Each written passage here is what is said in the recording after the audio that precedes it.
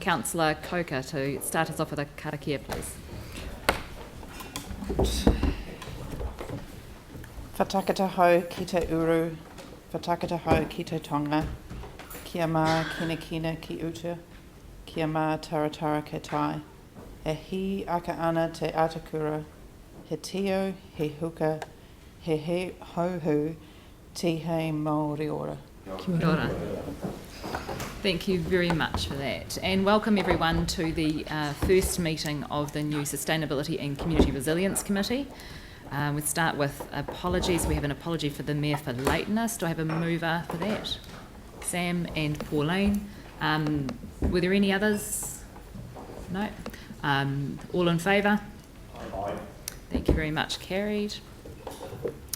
Declarations of interest. Any declarations of interest from members? No, thank you very much. And now we move to public forum. We have Sue Harrison and Claire Wilson from the Canterbury Property Investors Association.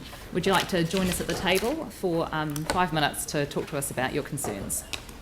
I'd like to introduce Martin Evans from A1 Property, representing his daughter Claire, who couldn't be here today.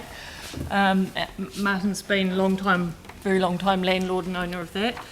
And Kerry Beveridge, who's up from Timaru, who's very involved with properties down there and in Christchurch with his properties there. I'll lead the way. We're here to tell you how it's going to affect you as a city, trying to manage housing in Christchurch under the new regime. So I've given you a briefing paper that sort of outlines the two key points that we're very concerned about. There's a lot of points that are coming through about not raising rents and things that don't concern us. We're quite happy to be good landlords. That's what we're about.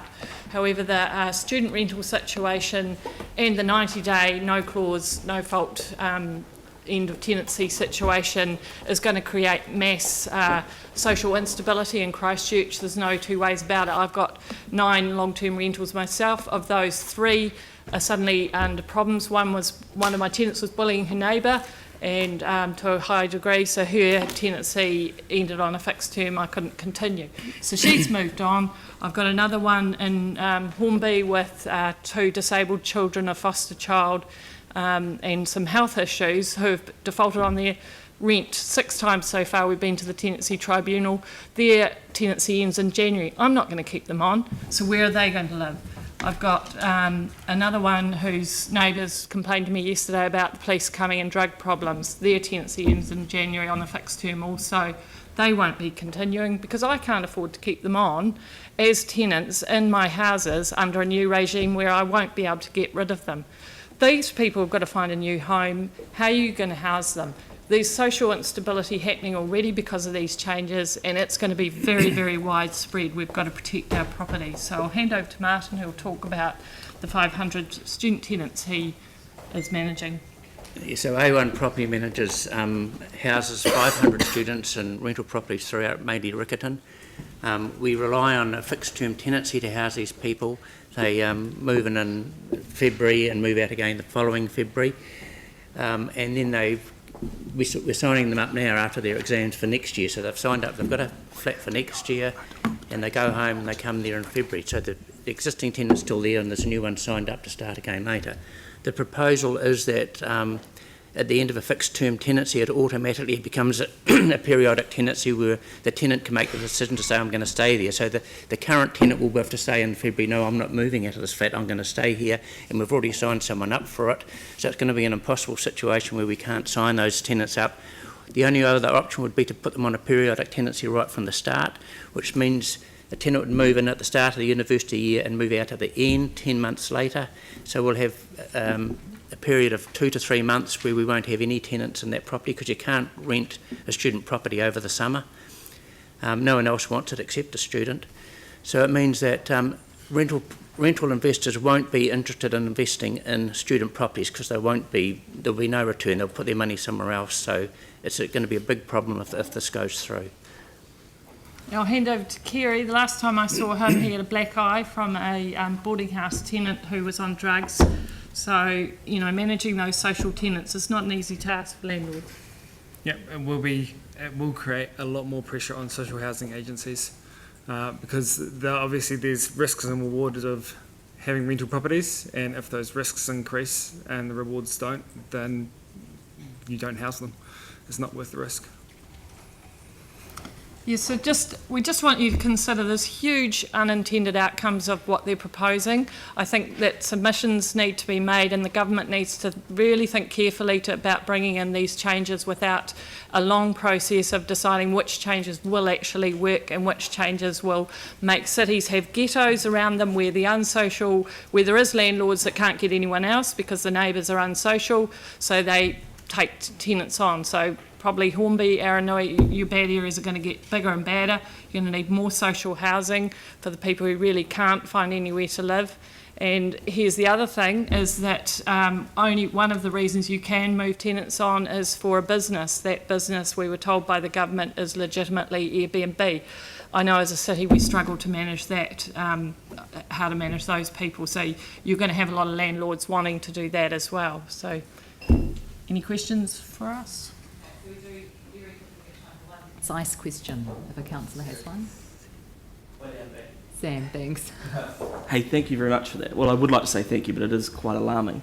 I mean, in terms of your experience, do you have an indication as to what that's going to do for rental prices going forward? Yeah, I mean, it's obvious to me. People don't want to be landlords, and this is a good outcome for me. Rent's going to go up, and I'm going to be extremely picky about who I put in that house. I have tenants who have prison records. Who's a really model tenant. I won't take her on next time around because I can't risk it. She might have a druggy brother or boyfriend. Can't risk it. Sometimes it's the associates that are as more of a problem than the tenant, but that's still an issue for the neighbours. And if there's a shortage of properties, the rents go up mainly because of shortage and demand. So if there's a shortage, rents will definitely go up. Kia ora, thank you so much for coming in today. It's always good to hear from different sectors of the community about things that are coming up and how that might impact the city. Thank you very much. Thank you.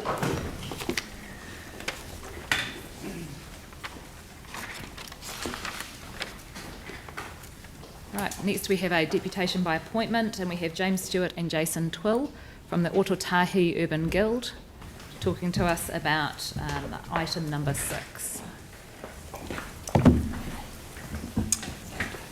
Kia ora. Thank you very much for the opportunity to speak with you today. We're really excited about the opportunity that sits on the 8,000 square metre site on the northeastern corner of Madras Square. You know, it was originally pitched as a demonstrator for how we could have great exemplar residential housing in neighbourhoods and communities in the central city, but it's been vacant for 8 years. So we're really keen to change it quickly and get some really great progress. In the time that we've got today, we'd love to give you a bit of a refresh.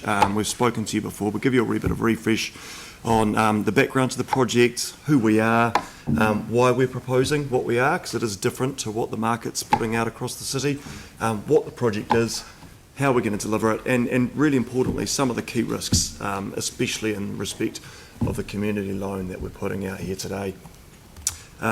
But I'd love to introduce Jason Twill, our resident New Yorker based in Sydney, who's a phenomenally strong pillar as the guild, one of the 4 members, who's been experienced in these projects overseas. So I'd love to introduce Jason to talk about really the global context of these projects.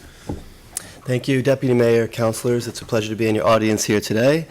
I have about 20 years of development experience across North America, Australia, and London. And I've been working in the affordable housing sector for about 18 of those years. One of the primary pathways we're trying to solve affordability in cities is through a term called community-led development, and that's what we're considering for Madras Square. Community-led development simply means what it sounds like. It's residents banding together, working with technical experts like development managers, what our team represents, architects and engineers, to really shape their own housing solution in their city. Civic leaders across the world are recognizing community-led housing more and more as a primary pathway to solve their affordability issues and provide a more equitable, sustainable, and livable city. I was just in London last month with Mayor Sadiq Khan's team and the Greater London Authority, and learned that Mayor Sadiq Khan has set aside a £38 million fund to build capacity within their community housing sector and see 1,000 units built by 2021. Across mainland Europe, Vienna, Berlin, Zurich, cities like that have seen community-led housing as its own sector It's supported by funding, financing, and access to land. We see this as a tremendous potential for the future growth of Christchurch and kind of realizing a different model for urban living within the city centre. And with that, I'll let James kind of talk about the specifics of how we're approaching the project. Great. Thanks, Jason. I think it's really important to frame it in line with what you have decided as the strategic priorities for the city. And we're really excited that this model, it is different to what a lot of other property developers are delivering across the city. But I think it really meets what you've outlined as your priorities in a far better way than what is currently being delivered just by the standard market. Active citizenship, getting people involved in the design of their homes and the communities, the spaces around them, is really key. Creating a connected community where people are encouraged and fostered, both through the structures and the architectural design, to actually engage with their neighbours far more than just living in a shoebox. And the vibrancy, the adding of the sustainability of the CBD is absolutely key by bringing what we think could be 400 more people on this site into town and living in town and supporting the local economy. The scale of the development's actually really great as well, because it opens up doors for a lot more shared services, which we'll talk about, that you're not going to get in a development of 15, 20 houses. You can open up a lot more doors through those economies of scale that really come. So by way of a really quick background, Otakaro went out for an RFP about 18 months ago, and about this time last year we were awarded the development rights to the site by them. We worked with Otakaro to develop a master plan and a financial feasibility for the site over the first 3 months of this year to work out whether this concept that had been successful overseas could be applied to the Christchurch context. And we presented that to the former council on the 7th of March last year, and the resounding message that we heard from your former council, was what can we do to help? And I guess today is the response to that. We put in a community loan application as a way that the council could help on the 22nd of May, and we've been working with your team in order to finesse that and get that to a place where it's able to be presented to you today. There's 4 groups that we've talked about as being part of the Guild. Ohu Development aims to build community by building buildings. Urban Apostles, Jason's team, and he brings that in-depth knowledge and that experience from international examples across Australia, Europe and the US. Mata Popuri is Ngāi Tuhureri's urban design arm, and they are bringing that beautiful cultural narrative and those design principles through the development, which we're really excited about. And then the Viva Group are a long, well-established group looking at providing a phenomenal, vibrant alternative housing community in the central city. And they bring a lot to the table. One of the key things is that they've got 400 people that are really keen on this piece here, so it de-risks it hugely from a demand perspective. So Jason's now going to talk to you a bit of the why and the what. Oh, sorry, I'm going to talk to the why. Which should be well understood. Yeah, I think I'm preaching to the choir here, is that we all know that we need a thriving, vibrant central city population. We need 20,000 people as a great target to support local businesses, to have that safety, that activation, people walking the streets and using our town at the moment. But we all know that the earthquakes, we've had a lot of insurance money coming in. There's a lot of developers that have done great stuff in town. There's a lot of people that are just sitting on the fringes and just waiting and watching, and that's fine. I get that from a commercial perspective. But because of that, essentially you've had land that's been taken out of the market, and these guys have had insurance payments, and they aren't driven by that invisible hand of the market to really crack on and do something with their vacant site. And that artificially pushes up land prices, because that land's essentially out of order, or sort of out of action for the period. It's a Wilson's car park for now, and they're getting a Holden revenue. They're not being forced to sell it, and that's been pushed the prices up. We didn't have a central city culture of apartment living, residential living in town beforehand. I think around about 8,000 people beforehand. And we're building from a zero base. We've got relatively high construction costs across the country, and we've got a really sprawling city that makes it really cheap to live in Rolleston, drive 18 minutes into town, park your car for $6 a day. It makes central city proposition for Resi really hard. Jason? So community-led housing is coming back to that on this site. When you have residents involved in their own decision-making process of how they want to live through a participatory design process, it yields some efficiencies and savings. You're not using estate agents to dictate you need marble and granite countertops.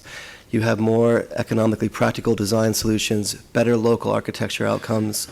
and usually a key driver is sustainability and sustainable living, not just for upfront costs for affordability, but for the life cycle costs of living there over time. And importantly, these models have a lot more communal amenities, so shared spaces that allow a more socially dynamic environment, especially in an urban housing where you see a lot of social isolation and mental health issues right now. Next slide. Cool. How we do that is through using architecture and smart solutions. We have designing with residents, as mentioned, leads to more efficient design. We don't have developer profit, so we're set up to be a fee-based solutions provider and facilitator of that outcome for residents, and importantly, transparency. So it's an open book process. So the decision-making from residents, they can see the impact of those decisions on the cost of the housing, not only up front, but over the life cycle. So they see the financial arrangements and how it's all set up. So we're really keen to talk to two of the key risks that if we were sitting in your shoes, we'd be anticipating a front of mind for you.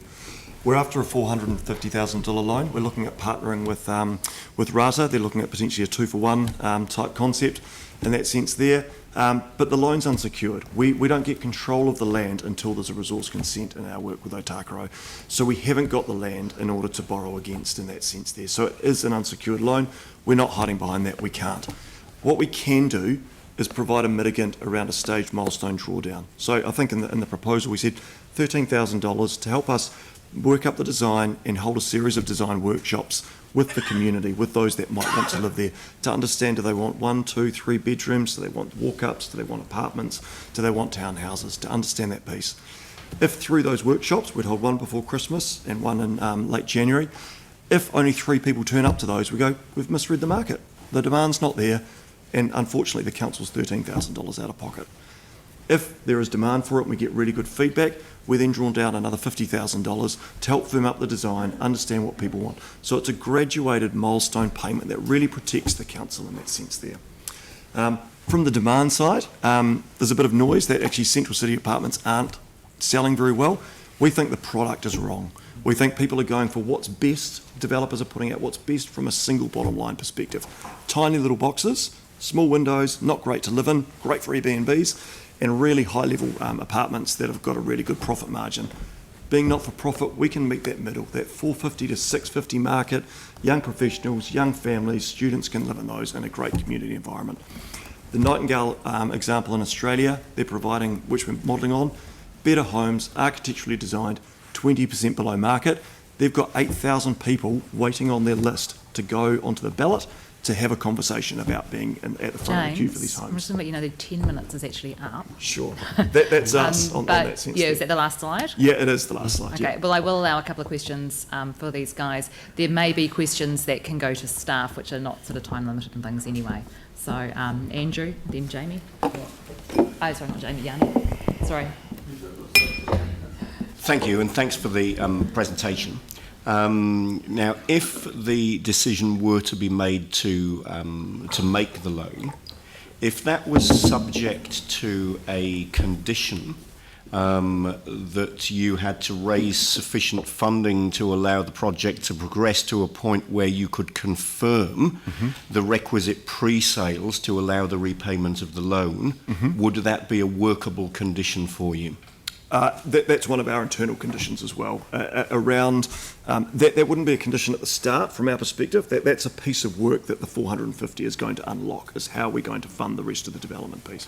So if the decision to loan today was made subject to that condition, is the sequencing correct? Would you be able to satisfy that condition prior to needing to draw down the loan? Could you just repeat the exact wording of what the condition would be? That you raise sufficient funding to allow the project to progress to a point where you can confirm that the requisite pre-sales would allow for the repayment of the loan. Would you be able to fulfil that condition prior to needing to draw down the loan? The way we've anticipated working is that would be part of the work that we're doing with the 450.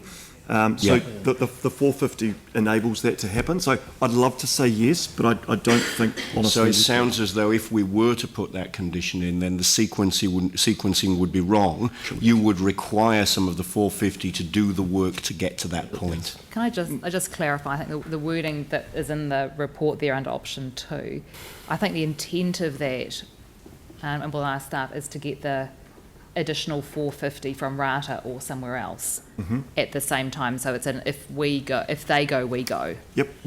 Does that make sense? And from our perspective, if they don't go, in our view, there's still sufficient funding there to master plan the entire site and the first stages. So what you've got is an option for a stage development. So it's not all sunk at that stage. It's the option for a stage development, which may be where the market takes the project anyway. Okay, thank you. Yanni. Thank you. Just 2 quick questions. One is, how reliant is this on the $4 million of DC's rebates? And the second one is, can you just talk to, in the staff matrix, it refers to the track record of the Littleton project not going ahead. So can you just give us an understanding of where that one got to and what the differences are between this and that? No, I'd love to answer the second one first. Littleton is proceeding. I'm not quite sure where that, I think it's an accuracy. The resource consent's in and has just been outlined today, over the last couple of days. So that's out for public notification at the moment. So we've raised sufficient capital through the crowdfunding process to progress the design, the resource consent. That's in train, so that's not true. Sorry, it's been delayed, I think is the word that staff. Delayed or?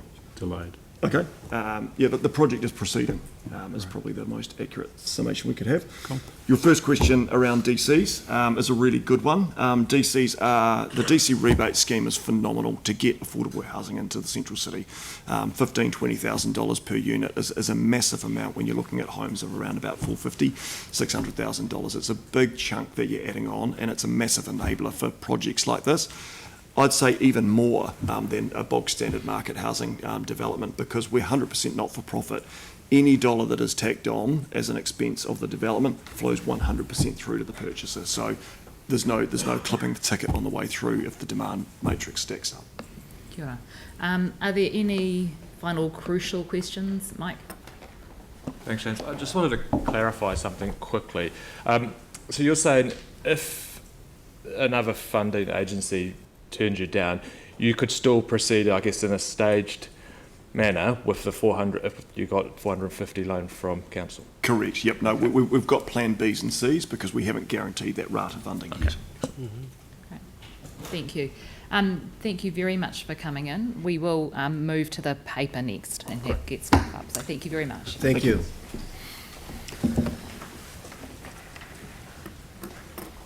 Great. So we'll move to presentation of petitions. There are none. So item 6, community organisation loan scheme. John, Sam.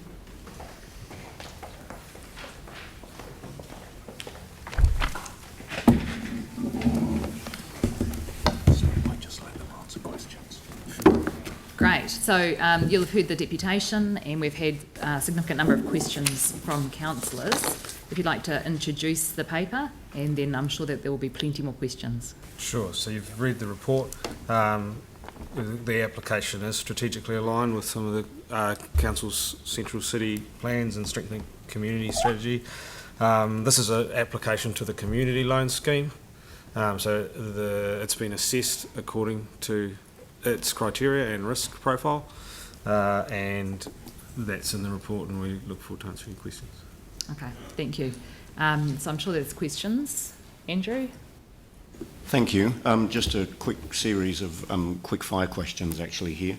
The recommendation obviously from staff is not to provide the loan.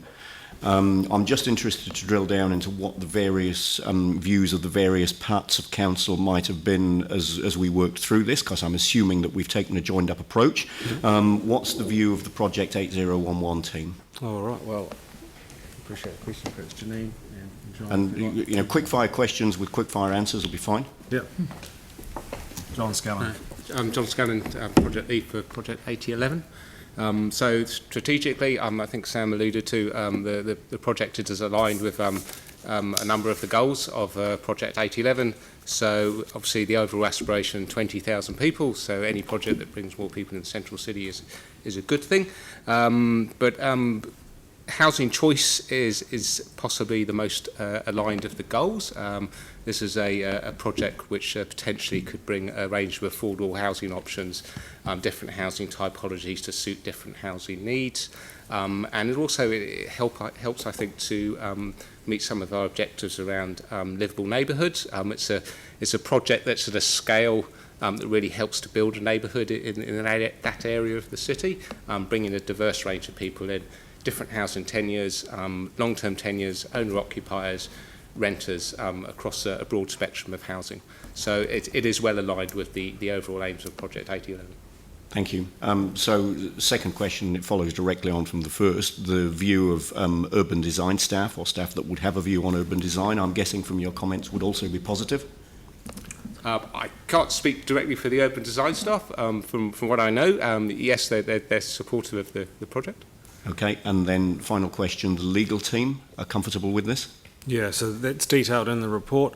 They're comfortable that if the company, which is applying for the loan, makes some amendments to its constitution, which the company's agreed they will do, then they fit the criteria. And that's been from our legal services unit as well as external legal advice. Great. The changes to the constitution are to reflect a clear non-for-profit purpose and to ensure that the company is not for the pecuniary profit of its directors. Thank you. Thank you. Tim? Yeah, thank you. Look, Otakaro own the land and they're a government agency, and I realise that they're here for the major projects, but the government has done an outstanding job in Wellington with regards to putting $1.5 billion to kind of revamp housing in Porirua. So I'm just wondering, are they in line with the vision that we have for the central city to getting 20,000 people in? Because if they're the owners of the land, the council seems to continually be, irrelevant of the outstanding merit of the project, always the first cab off the block, and that's funded by ratepayers. So I'm just wondering, Thank is you, everybody Councillor. in line? Doesn't seem. I can't answer that wider question. What I can say is the moment we got the application, we engaged with all stakeholders, including Otakaro, and asked, well, what are you doing? The response was, we've granted $50,000 for a pre-feasibility study. The second question was, can you do anything else? And they said, look, in this respect, we've done what we can do, and we can't offer anything else to your processing of the application. There's no comment with regards to transfer of land and all that until later on, or no. It's market rent which they paid. Thank you. Thank you. Sam? Yeah, thanks, John. Could you just clarify for me in terms of the interest rate they're paying? So it's 4.5%. Yep. Do they pay that at the end of the 5 years or annually? I can answer Sam? Yeah. if I get it right, perhaps Len would be better. Subject to the form of the loan that we give, whether it's a table loan or versus interest only, the charge will be on an annual basis. So from day one, interest will accrue. Right. At 4.5%. So they may pay it at the end of the 5 years, though. Is that what we're... If that's the way the loan gets structured in the end, because once you approve the loan, we'll then go into negotiations of what that form of that loan will take. Right. But do we need to give you a steer on that today to benefit the project? I mean, I guess we just don't want to put additional roadblocks in the way if we can avoid it. If you were of a... Thanks, Len, I'll take it. If you were of a mind to approve a loan to assist the project, we would naturally work to your wishes and put in a loan that would in fact assist and not put roadblocks in the way. Right, thanks. Anne? Given the fact that our understanding is that building costs and things are going up and that we are actually having trouble selling the buildings that are already built in the city, and these are going to be bespoke designs. Is there, how do you feel in terms of the affordability? Is 450 to 600 realistic, and what are your thoughts about that? Our property unit have provided advice into this report. Unfortunately, the officer is away sick today. His comments from that unit are that he has concerns about the demand for property at that rate. I can't add a lot more detail than that. Yeah.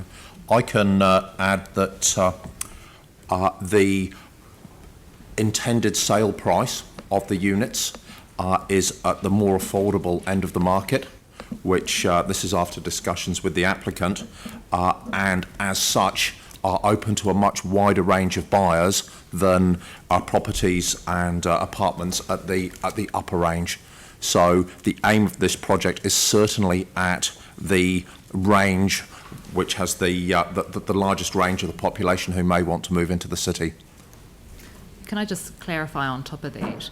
The types of apartments that are being offered will be designed for the specific purchases on this one. Are there any other developments like that? So currently, I think for the most part, a developer builds what they think someone wants, and then people might or might not want it.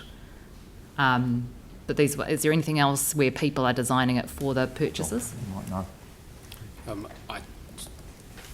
Not that I'm aware of in the central city. Yeah. And do you think that de-risks the issue of demand? I can probably help on that one. I believe the intent of this project is essentially to assess the demand before a big development commitment is made, and certainly the iterative approach that James has just explained, where they continually monitor the demand and proceed to the next step when they're satisfied, is a de-risking process in its own right. Thank you. Pauline? Thank you. Look, I've got a question around option 2, and Andrew Turner alluded to the first bullet point in 5.3.1. My question is, why is that sentence in there? It's a condition of the 450 should we choose to grant that loan today, and it's subject to raising sufficient funding to allow the project to progress to a point where it can confirm the prerequisite pre-sales, whereas in actual fact this money, we've been told, is actually, it's nowhere near that point. It's to get the thing off the ground in the first place. So my question is, why have we put that in there? And would it be workable just to remove that completely from option 2? Because we do have we are de-risked in our staged approach, you've just told us. So would it be workable to remove that first bullet point? Yeah, absolutely. The clause is in there because discussions with the applicant assessing the application were always predetermined by the fact that 900,000 was needed, 450,000 from the council, 450 from RATA. It's obvious that the applicant has done a lot of work on this and is able to proceed in probably a more modest manner, de-risking the project as it goes, solely on council's contribution. So based on that information, yes, we can. If the loan is approved in instalments, then again there's an inherent de-risking. So the two of those factors together would indicate that we would not have a problem with removing the requirement. Okay, thank you. Thank you, James. Can my colleague just add something? I agree with John, and I would add that staff haven't seen the detail of what a staged approach would be. So it's probably, I think staff would like the chance to have a look at that, and if that's sufficient, then we can carry on. Does that make sense? So if more further funding is needed, yeah. Can I just there's the option to check that expect that could happen through that staged approach once Absolutely. you've seen the demand Yep. and things? Yep. Okay. Right, James. Kia ora. You mentioned that the urban planner had concerns about the range of the selling price. What did they think it was too low or too high? I think their concern was to do with the price per square metre of current or historic sales within the central city and what's being proposed in the application. I think the applicant would counter that their build includes some shared spaces, which these other developments don't. But the property units analysis stands that their view was that price per square metre wasn't, and it was more expensive than some other offerings in the city. Okay, thanks. Thanks. Any further questions, Anne? Following on from James's question there, in terms of those who are on a low income, would they, I mean, we want a mixed housing obviously in the central city, 450, would people who perhaps didn't have the resource to pay that, would they be eligible for the shared equity scheme that we're running for the council? And I can't answer that question directly. What I can say is the applicant have considered a range of price points for the units. The applicant has also confirmed that they do intend for 6 to 8 of those units to maybe have a social housing value. Any more information on that is probably a question directly for the applicant and may indeed be resolved through this iterative design process. Right, any further questions? Aaron. Yeah, so just a couple of questions around affordability. Who sets that scale for affordability? We're talking about the current definition. I'm unclear. Yeah, people can use the term affordable, and like the units starting at 400,000, but that's only affordable for 30% of the population. 70% can't afford that, according to a loan calculator available right now on ANZ. You've got to be over median household income in Christchurch is $63,500, which doesn't allow you to buy a $400,000 property. And if you're on $50,000 as a household income, saving a 10% deposit is a Can I just grim check thing. and see how that relates to the paper that's in front of us?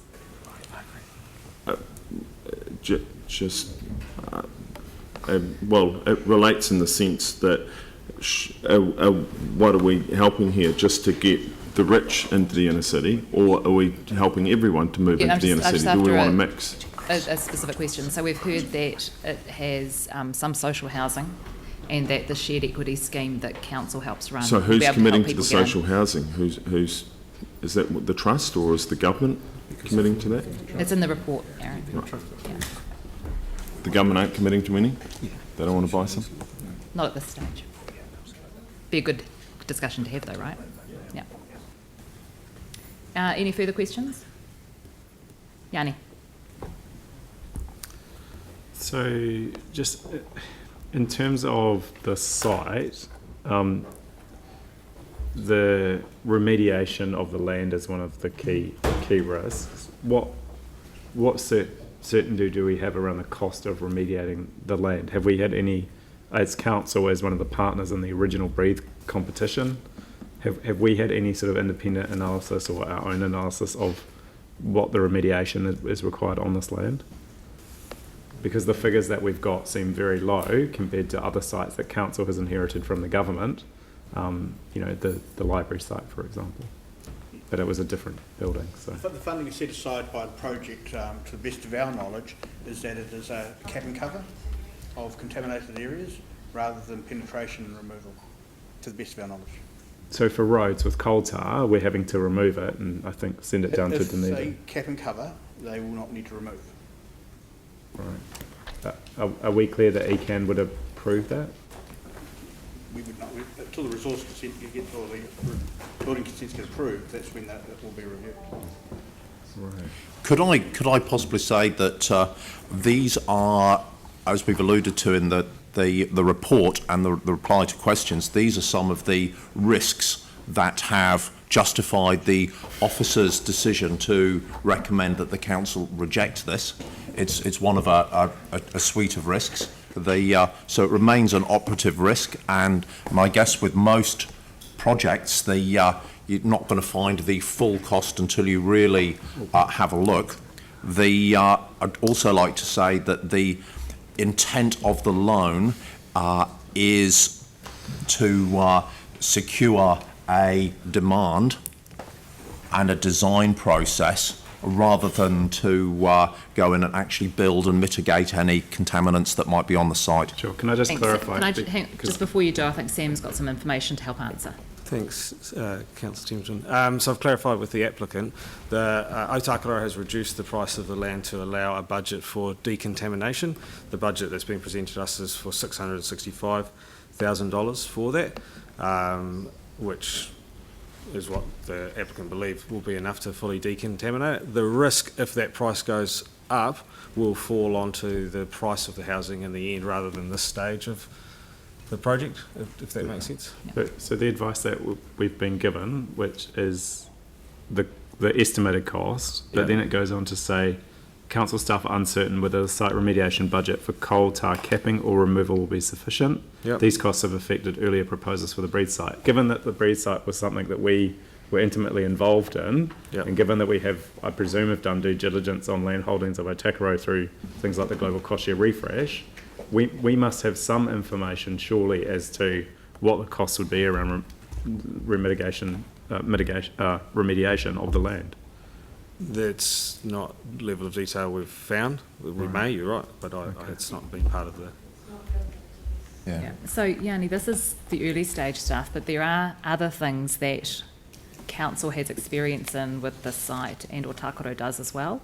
So what it may pay for us to do, if council were of a mind to go ahead with the loan, is to add a resolution in there which asks our staff to continue to work with the Ōtautahi Urban Guild on some of these issues to help facilitate. Would that be useful? Yeah, or we might meet with Otakaro and right. actually go, this was a flagship project that we wanted to do, and maybe we get them to reduce we discount the land price based on the full cost of remediation. But councillors, the old councillors who've been here before will know, when we've previously dealt with contaminated sites in the central city for our own projects, we've had to incur that cost. I think and it's been quite considerable. Having those conversations with Otakaro, I think, would be really useful. Right, are there any further questions for staff? No? Jamie? Would you... I think there's some recommendations that we've got there, so I'm happy to move those. So we do have a set of recommendations that have been drawn up based on option 2 in case people were of a mind to do that. So just to make that clear, if someone doesn't want to quickly read that, that's to support the loan. So option 2 is to give the loan, and it has some conditions in it. We have a read through it. I think that, further from my question, that remove we remove A. Yeah. Thank you. Just based on what we've heard. And potentially D. Or didn't leave it there. No. Okay. People are happy. Yeah. Brand, not yeah. It's about brand. Okay. Look, I think the point is just while we're developing this, the point is to give them as much flexibility as possible. Yeah. I suspect that as soon as you start tying them down, we're just going to be increasing our own risk profile. Simple as that. Yeah, and their costs, exactly. Correct. So what would you like to do on? My preference would probably be, depending on where everyone else is at, remove most of D, apart from it is not used for brand development or marketing. I think that's sort of a given, but it gives them a bit more flexibility. Okay. I'd possibly even hack into C a little bit, but I don't know if that would find full favour. I think we might leave C. Yep, C was part of the application. So D, if you could remove that first sentence. Yep. Yeah, just tweak that.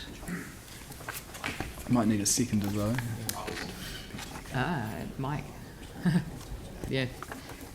Okay, so we have Jamie and Mike.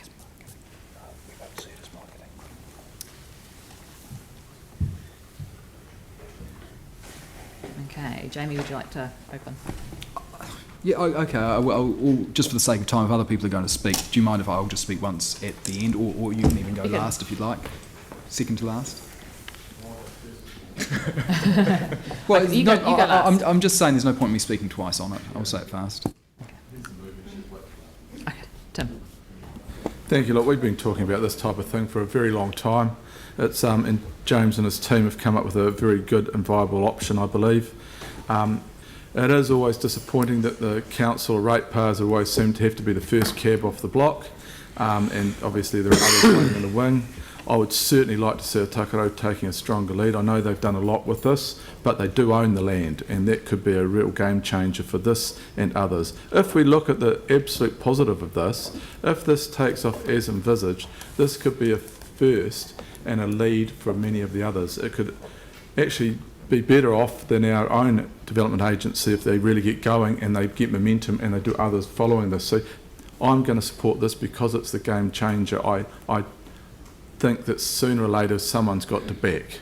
I am concerned and ongoing with regards to the councillors and the ratepayers are always the first cab off the block and to support, and I would really like to see the government and other partners really taking the lead on some of these. Thank you. Sam? Yeah, I agree with what Tim said. I mean, in terms of this, I think we need to enable development in the central city, and we can complement it with affordable housing. I think the important things to note really are, if for anyone that is on the fence with it, it isn't a grant, it's a loan. We're charging them more than we'd get in the bank. And I think the real upshot of this is we do look to grow our rater base, or our rating valuation base, which is fantastic. I think I'm really comfortable with the fact there's a strong drawdown process around this to mitigate a lot of the risk. And I think even more reassured that council staff will continue to work with them to mitigate that risk profile. So I think we should support it and send a message today to the city that we are enabling and progressive. And I think the final thing is that the greatest benefit we can give to our city is when we facilitate other people doing the work. It's not just the council doing it. So I think we should back them and get on with it. Thank you. Andrew? Thank you. I also support this today. I think it's an opportunity to certainly do something positive rather than doing nothing, which is what the alternative would be. It aligns with a number of our strategic priorities. Active citizenship, it's a community-led project. It's playing right into the idea of having 20,000 people living in the central city, and the central city being a vibrant place which is affordable and where people do want to live. I think this is an impressive project, and I'd commend the people that have developed it.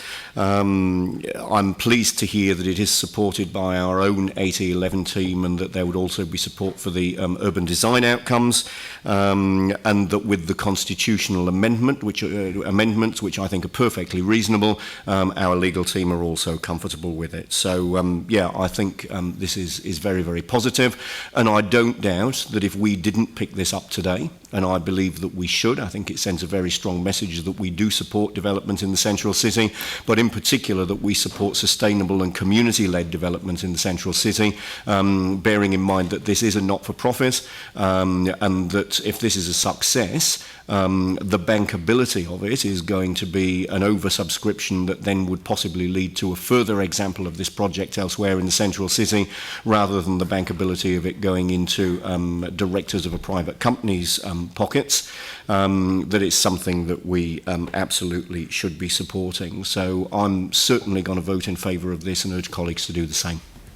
Thank you. Pauline? Thank you. I support exactly what Andrew said, but look, basically we are taking a bit of a risk here, but very few projects of significance have occurred without some risk. It is relatively low risk in monetary terms for council, but I'm comfortable with the staged approach de-risking that money for us, and I think that in light of that, I think it's probably really advisable for us to go ahead and back this project, because what we're seeing here is something different. We're seeing a lot of development in the central city, but it's a little bit samey.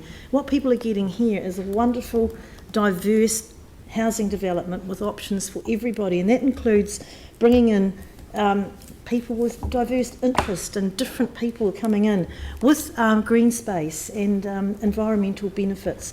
So I really, really do respect the whole vision of this, and it's a shame that it never got going many years ago. It would have been brilliant. And when you look at it, 200 units, 400 people, and we're aiming for 20,000, we need tons of these. So let's get behind it and get this first one off the ground, and let's really work with our staff to make sure that they are supporting this project however we can, not just financially, but with our resources, our incredible skills we've got in this building, our contacts, and work with Otatahi itself, as Tim has alluded to try and get anything that they can do to help this project get off the ground. So I'll be supporting today.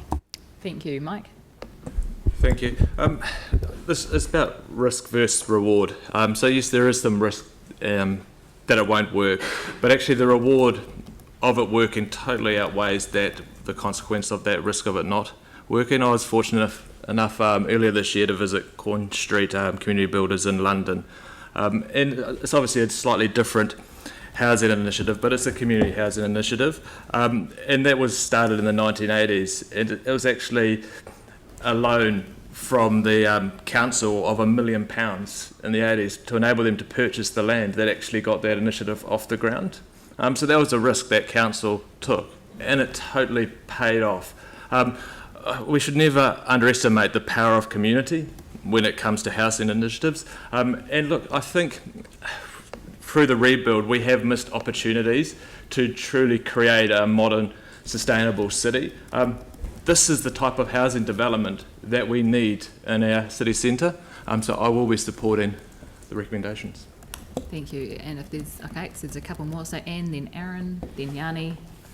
I think this is an awesome project, and I'm really supportive of the principles behind it, but I'm afraid I won't be supporting this today because I actually think we're at a time when we need to be putting all resource into providing housing for those who cannot afford housing.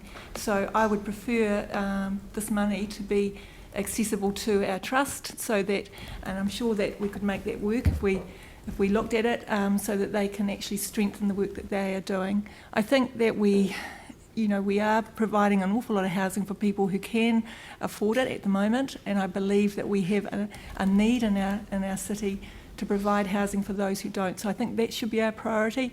I think we're widening our portfolio too far and getting involved in supporting this. So I won't be supporting today. Thank you. Aaron? I am only speaking because I will be voting against as well when everyone gets grumpy if you don't tell them why. So to save the grumpiness at the break and my milk going sour in my coffee, I will speak. For me, I hope this works. The work and the pretty pictures and stuff are sensational. If that ends up in my city, I'll be very happy and very proud, and I will pat the councillors on the back that backed this. But for me, I hope I'm wrong, because that would also mean the market's wrong. The market don't want to live in the inner city at the moment, and they're just not moving there in droves. They're moving to other neighbourhoods, and they're moving to other neighbourhoods for particular reasons, and until those reasons change, the inner city just won't be as popular as we want it to be. We can want the inner city, I see everyone cringing now, but we can want the inner city to be as popular as we want, but that's not what the population of Christchurch is doing. They are not moving there in droves. Other neighbourhoods are selling really well, just not the inner city, and hopefully this will be a game changer for that. This will be a market changer. It will give a different, it's an incredible inner city, and people should want to live there, but for some weird reason they just don't. And the other things around affordability, this is $400,000 in the Christchurch economy is not affordable. It is to 30% of the population and above. 700,000, you're now into the top 15% of the population. If we're subsidising housing, and there's already the rebate scheme for this area of $4 million for the site, and outside of the 4 avenues that does not exist, and the people are buying there, but we subsidise by $4 million, then we add this on as well. We are subsidising for the rich, and is that the council we're meant to be? I'm not sure. Ask yourselves. Thank you. Yanni?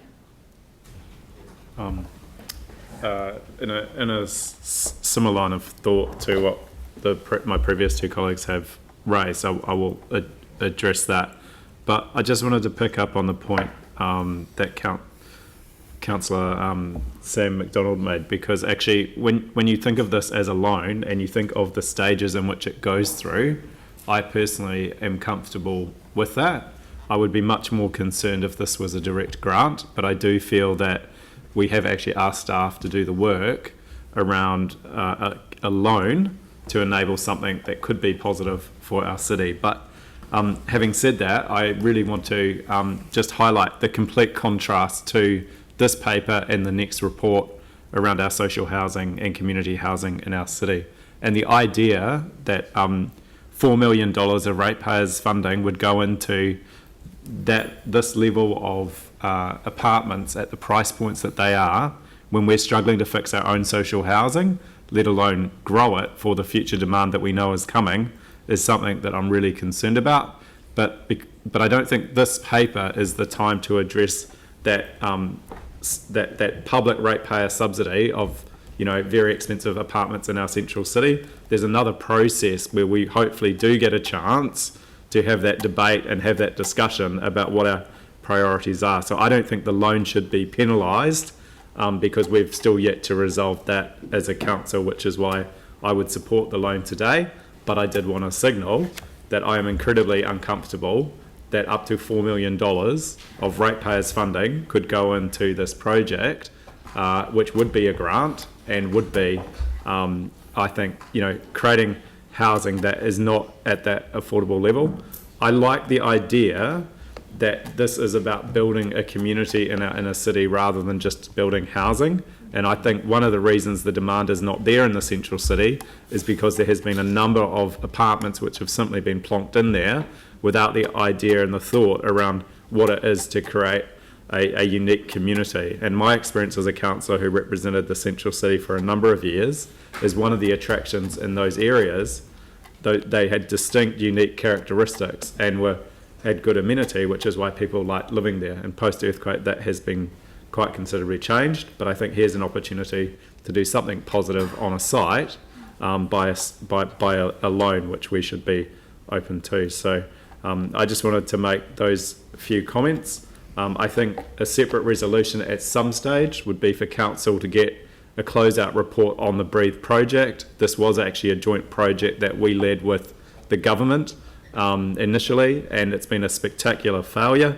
There is a very good paper in the report that has done some analysis of it, but I don't feel we as councillors have really been given the information to understand fully from go to woe what lessons have been learned and which are going to be applied going forward. So I'd really maybe indicate that we could have an additional resolution to do that. Thank you. Thank you. Jimmy? I support the option 2 because if we review all the council's strategic framework, particularly one of all the community outcome is a livable city. Particularly, we highlight its vibrant and thriving the central city, and also sufficient supply of the housing. That's all the outcome. But if we review current situation, our expectation to the 2031, I'm not sure I'm wrong, there will increase number of the residents, to live in the central city up to the 20,000. But at the moment, maybe we are less, even probably less than the 8,000 people. But how to, to make that happen? So council alone, we set up the policy, we set up our action plan, we set up our strategy there, but we need someone working together with the council as a partnership. So this application, to me, is very good. It's initiative, and also those group of people is expert. It's not people. It's not for the make for the profit, etc. And also the other one is the particular in the 1 point the B, we particularly highlight there's a risk. Particularly if we review the 5.3.3, those two kind of the risk, One is whether autarky, those the urban the guild is the limit, could repay the loan. The other one is secure, whether this have any risk. But through the 4.29, particularly in the highlight here, you will request them, requisite to amendment those the kind of constitution. Then we can mitigate those the effect. Particularly, I agree with the Sam, he mentioned earlier. This council grant is not a grant funding to them freely. This is a loan. We give them a chance to taste this one, particularly in early stage for the design stage. We need to encourage this one. It's my view. Thank you. Thanks, Jimmy. Jake? Yeah, so I'll be supporting this today, although I do share the concerns that Aaron, Councillor Johansson and Anne have raised. I do think as a council we do need to take a look at ourselves and decide what our priorities are and whether that's calibrated correctly. One of the things that heartens me about this project is that if you're going to do corporate welfare, at least in this instance, it's going to the right place. 100% of that DC rebate, which again is something I do think we should look at, is going to help people buy homes in the CBD and not for developers to clip the ticket. So that consoles me mostly. Thank you. And I'm just going to make one point before I hand over to... oh, sorry, James. Missed you over there. Look, I was a Central City resident from 1992 to 97 and loved it, and I acknowledge the comments of Councillor Johansson about the amenity then is different to what it is now, although it's going to be better in the near future for people who are going to live in the Central City.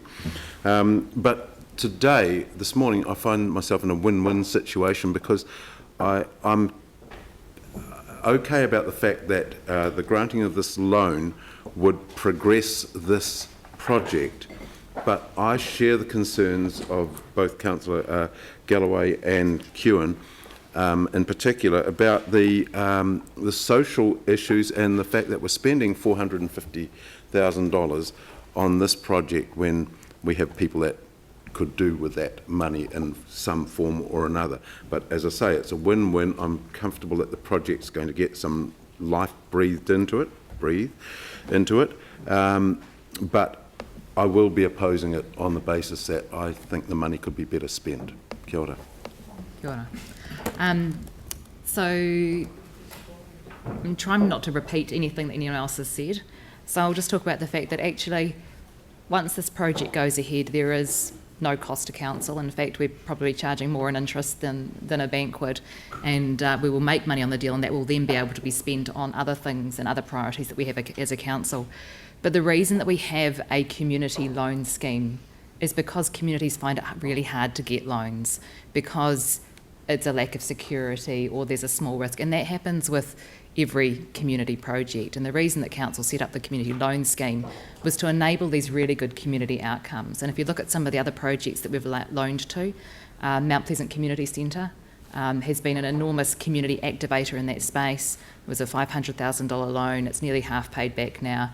And yet at the time the recommendation was not to fund it. But the enormous benefits that that community and the wider area has got from that loan are evident already. So I think just keep in mind the purpose of the community loan scheme as we move forward. And I'll let Jamie close out. Thank you. I've been largely impressed by the quality of the debate. I think it's covered, a wide range of the topics here and all the factors that make this up, and it's been, helpful.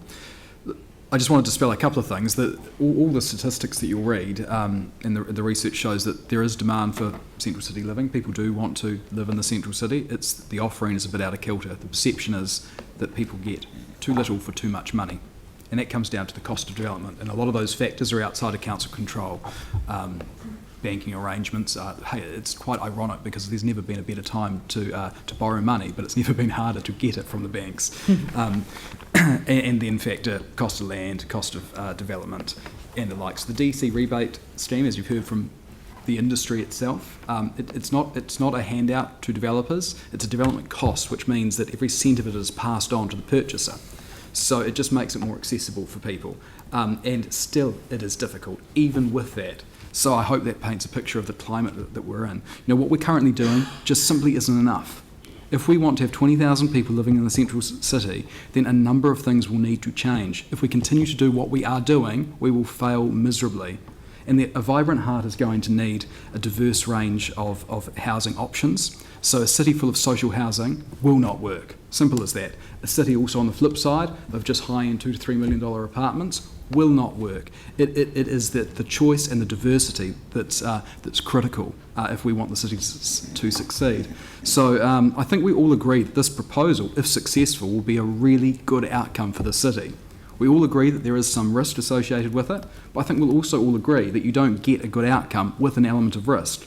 So the only question really for me, and I think this council, is what's our risk appetite? The business model that they're using is a sequential drawdown, so I think that's positive, and I think what's really clear is these guys aren't stupid. If they fail, they will fail fast. And I hope that's not the case, but our community loan scheme and the council and the ratepayer isn't actually on the hook for $450,000. By all intents and purposes, it will be on the hook for $27,000. So if it doesn't fly, that will be really disappointing.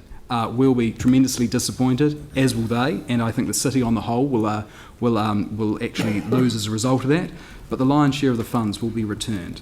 So let's be honest, we have given more grants with far higher risk than this loan.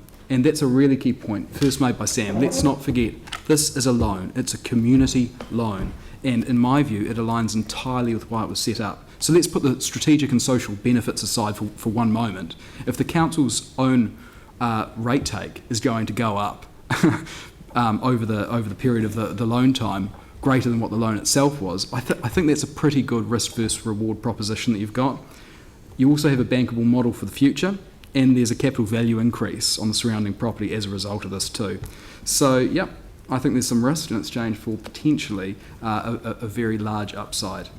So yes, finally, I think you can imagine what happens if it fails. You know the risks, they're in the report, but I would just challenge and say imagine what happens if it succeeds.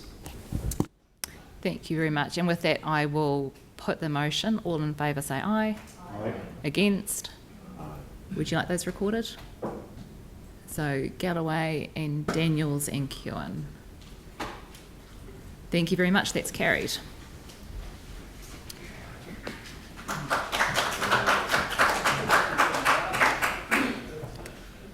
Right, so we move to item 7, the Assisted Housing Programme Annual Report up to 30th of June this year.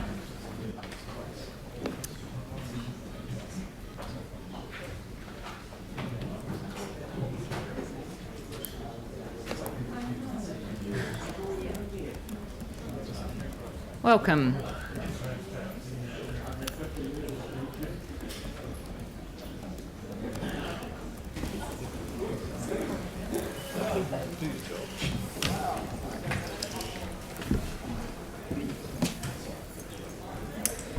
Right, welcome. And I just draw people's attention to the fact that this is the annual report that was asked for by the previous committee, and that the new social housing working group has already met and started talking about a new reporting framework, and that will come to the council meeting at the end of this year. So Bruce, if you could take us through it, thanks. Well, perhaps, given it's our first time in front, I might just do some introductions. So I'm Bruce Rendell, I'm Council's Head of Facilities, Property and Planning, which one of my 4 portfolios also includes the social housing portfolio. So next to me is Carmen Linsky. Carmen is the Manager of Social Housing and looks after the day-to-day aspects of social housing management, focus on the asset management and the lease arrangement with the trust. And in the end, I have Kate Kearney, who is the CEO of the Otahi Community Housing Trust, who operate have the lease from us for our social housing, do the tenancy management, have their own social houses, and currently building. How many have you got in play at the moment, Kate? 40 houses, with another 90 new houses coming up shortly. So take it that the report's been as read. We will probably go straight to questions. Thank you very much. And do I have questions? Down to Yanni. Can you just give us a very quick snapshot of what work's been done on the hard choices complexes and what the future anticipated timeframe is for decisions around those? Yeah. So for the broader benefit of new councillors and the gallery, the hard choices looks at those complexes where there is the need for work to be done on the complexes, but the cost of doing that work and a straight just going in and fixing things is getting close to the cost of replacing those units and building new. And we have to question, is that the best spend of money just repairing and lifting things up to standard, which might be the example that we have, particularly from the Sandylands complex, was we would go in, remove all the asbestos, update wiring, update plumbing, put in insulation, make them warm and dry, but the kitchen would still be close to 70 years old. So we have to make those hard choices, and council or the subcommittee considered a number of those last year. So that led to some decisions on removing some complexes from the lease to the trust, which was the Cecil Courts and the Sandylands complexes. We've kept the other three going, albeit with some closure of specific units in some of those facilities, and looking at adopting essentially a short-term tenancy arrangement for some as well, where we know that at some point we're going to have to go back and do some significant work. In terms of providing further updates and more detailed way forward, we'll be talking to the committee over the next little while about a work program, but I'm envisaging that once we get through the really first initial part of our warm and dry program, which is our primary focus at the moment, and also the preparation for the LTP, we'll be reporting back to you. So that's probably in Q3 of 2020. So can I just follow up on that? I thought there was a warm and dry program report coming early next year.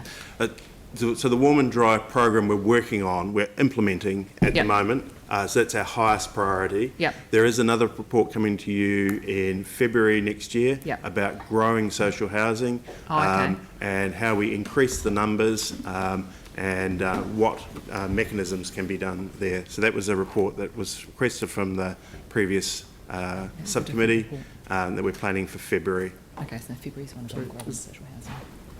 Yanni. Sorry, can I just check? Is there anything we could do between now and the third quarter of next year around the complexes that are mothballed in terms of getting quicker progress around decision making about, we've seen the media reports of things being asset stripped, for example, due to vandalism, theft. So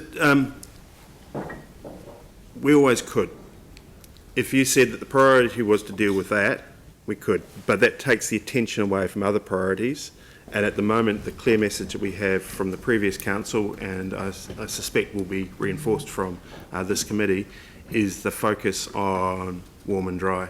And I don't want to take away attention from delivering those upgrades for that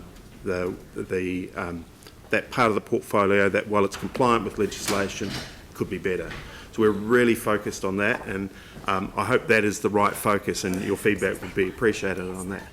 But what I can say is that we are looking very closely at the portfolio for any that units that have been closed for a period of time, whether it's because of asbestos contamination, methamphetamine contamination, some of our longer insurance wrangles, and we've got a program, and the pressure I'm putting on Carmen is to get those up and back online as quickly as possible.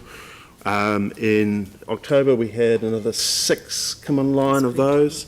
In November there'll be 7, and we're working to try and bring all of those long-term closed, excluding the hard choices one, as quickly as possible. I just don't see why it takes that long. Sorry, but so much work has been done on these. I cannot understand why we would be waiting another year, basically. And I think some of the ones that have been abandoned, we need to actually think about what we do as a transitional thing or a permanent thing. But I don't think we need to wait a year to do that. Sorry, I don't know. I'll leave it to the chair to work that through in terms of the work program for this committee. So the work program is something that we'll be looking at really closely. And we've got a bit of a workshop this afternoon, and there's more reporting early next year, so there's lots to do there. Leanne. Just in terms of the reporting framework, so I have a couple of questions. One is that the Social Housing Working Group, which we've already heard, has already had one meeting and will be reporting back to Council. As part of that, though, there has been an identification that the Council needs to confirm priorities in various social housing issues. So one is the rebuild program. Yep. So perhaps could you, I know that it's a separate group that has met, and as I say, we've only had the one meeting, but it might be useful for the whole council to hear the fact that what has been identified is that there's more than one work program that needs to be reported on, but actually some priority issues need to be determined as well. And one of them is the reinstatement of the number of housing that we had or social housing prior to the earthquakes. Exactly, and trying not to repeat it, but essentially the terms of reference for the social housing working group include looking at how we report on returning the level of numbers, or essentially replacing the numbers lost in the earthquake. So the report that's coming up in February around growing social housing goes to the heart of that matter. And to a certain extent, it also goes to the same, dealing with some of those sites that Councillor Johansson has talked about, because those sites will be the sites where we will need to be considering rebuilding social houses on. But it's not just the sites we need to look at, we need to look at the funding. So that work will be through. But the timeline will be spelt out clearly in the decision-making, in the reporting framework, which will be reported to Council before Christmas. Absolutely, yes. Yep. So it's not far away. It's not far away, no. And the second question was around the methamphetamine testing, because I was quite surprised to see that I was a little bit confused as to whether we are using legally obliged standards. I wasn't sure what the status of the Chief of Science Advisor's report, because I thought that had led to Housing New Zealand adopting a different approach to testing for meth and the requirements that it had as a result. So I'm literally asking a question that I don't know the answer to, which is not what I normally do. The reason I'm asking is that I wasn't sure who had made the decision for us to retain the significantly lower level of methamphetamine presence to require certain remedial action than I think the government is requiring of itself. Yeah. So after the Gluckman report, there was talk that the standards would change.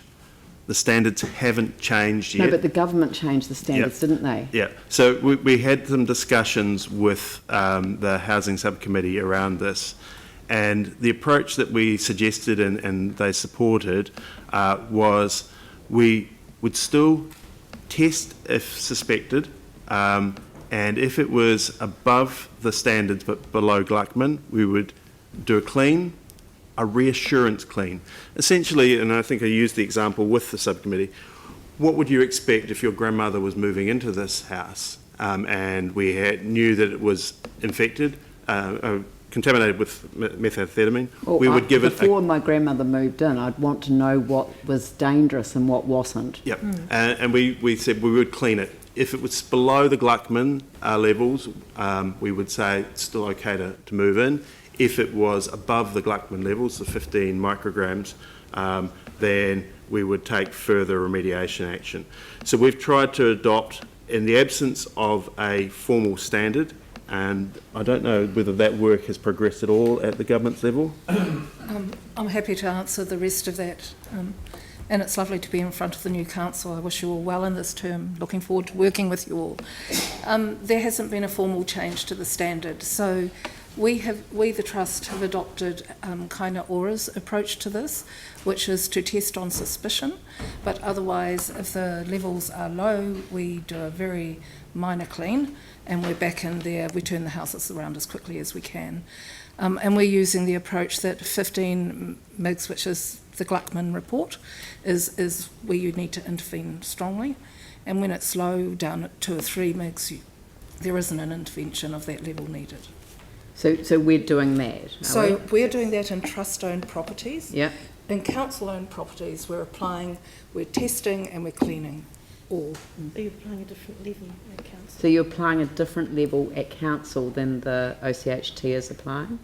So just to be clear, I don't get it. Sorry, I'm trying to understand it. and it is complicated, and we just live and breathe this every day. But because there is a lot of unity, we have taken the same approach as Housing New Zealand. We have talked to them about our properties that we own, where we can take a slightly different approach, perhaps a higher risk approach than council might want to take with its properties.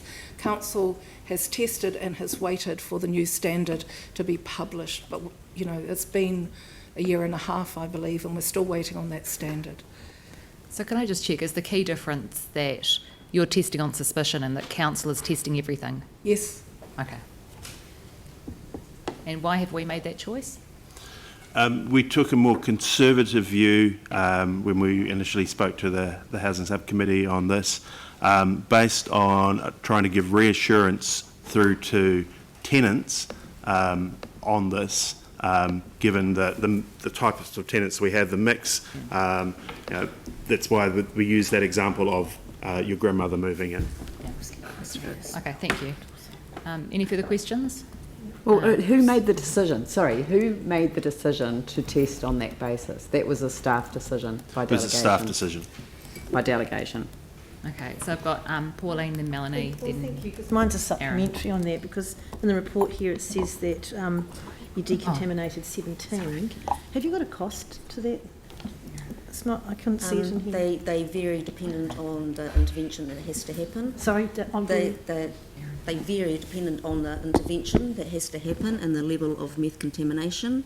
We are just taking the approach that we wash, but we might need to double wash or triple wash, so dependent on the action we need to take. No, these are the ones that are above the MOH threshold, the 17. So the meth detected out of 452 tests detected 32, but there's only 21 that were above the MOH threshold, and 17 have been decontaminated. I would assume that they would be the high level ones. What is the cost of decontaminating at that level?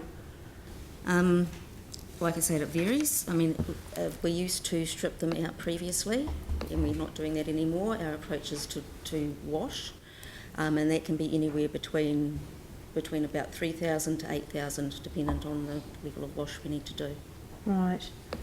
Okay, so that's interesting. So if the council's level used a different level, we could actually save quite a considerable amount, not going in and doing all that. And of course, it'd also be the cost of having the unit vacant while that work was being done as well. Which, how long does it take?